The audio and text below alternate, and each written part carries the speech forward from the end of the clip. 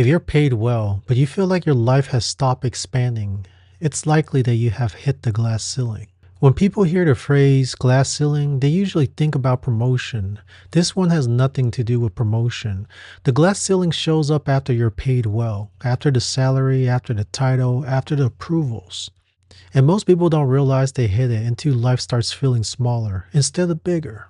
And just so we're clear, the ceiling exists in every job. High paying job just lets you feel it later. This isn't about income. This is about the return on effort. Because there's a point in working life where putting in more stop expanding your world. That's the glass ceiling. Let me define it cleanly.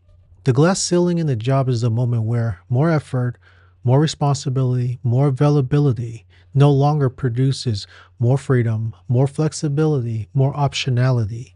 You're still moving, but you're not advancing. That's not a pay problem. That's a structure problem. Here's what quietly happens as income rises. In the US in 2025, entry and mid-level professionals average around 40 hours a week, but high-earning W-2 professionals often work 50 to 60 plus hours weekly once responsibility increases. Here's the issue. Compensation does not scale at the same rate that time does.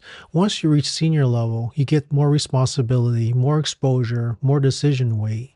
But the return on each extra hour starts shrinking. That's the first wall. Early in your career, efforts compound.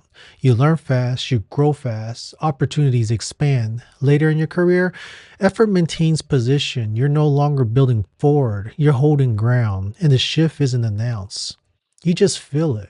And most people confuse that feeling with personal failure. It's not. It's a ceiling forming. Here's another quiet reality. Since around 2019, inflation-adjusted wage growth for salaried professionals has mostly been flat, not collapsing, but no longer expanding meaningfully, which means that promotions feel heavier, raises feel smaller, adding responsibility doesn't translate into meaningful life changes.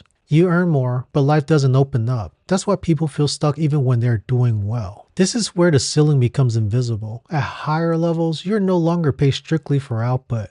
You're paid for availability, your calendar, your responsiveness, your mental bandwidth. Nights blur, weekend compresses, vacation doesn't fully disconnect. Not because anyone demands it, but because the role quietly absorbs you. Availability becomes the product, and once that happens, time is no longer yours. Here's the part no one plans for. As job income rises, lifestyle commitment hardens, fixed expenses become permanent, walking away feels risky, but more importantly, your exit option shrinks.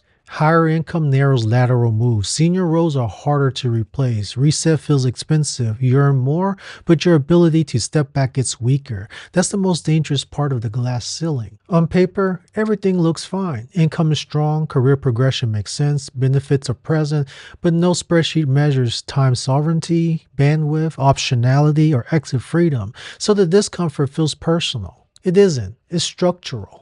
In my previous video, I talked about tax exposure and the system's limit. That pressure doesn't disappear here. It amplifies the ceiling, but the ceiling exists even before tax becomes the focus. This is what happens when effort stops compounding life.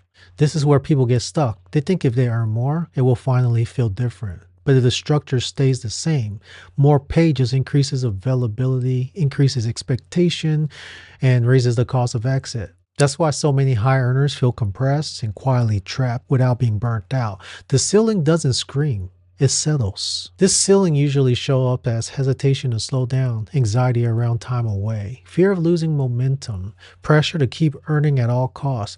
That's the signal. Efforts stop expanding life and start extracting from it. So what actually changes this? Not motivation, not hustle, and not pushing harder inside the same structure. What changes it is altering the rules. In the next video, I will explain why people who own assets, even at lower income levels, don't hit the ceiling the same way. Same effort, different leverage. This glass ceiling isn't your fault, and hitting it is not failure. It's just a moment the structure has given everything it can. The mistake isn't reaching it. The mistake is pretending it is not there. High-paying job does not trap people. Staying inside one structure too long does.